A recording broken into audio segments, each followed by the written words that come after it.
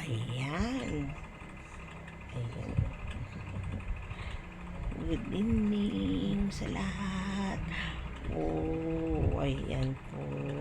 Si Lola at saka si Baby Kaya. Ayan.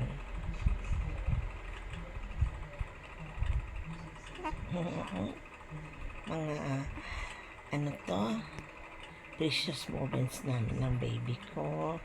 Ayan, bait-bait po niya. Bait-bait po niya. Ayan, ayan. Kaya lang sometimes, nagtatantrums din siya. Tulad niya, gusto niya na namang magpakarga. Inaantok ko, ha? Sleepy na. Opo. Sige. Good evening po sa lahat. Say good evening. Good evening. Smile ka. Smile. Smile.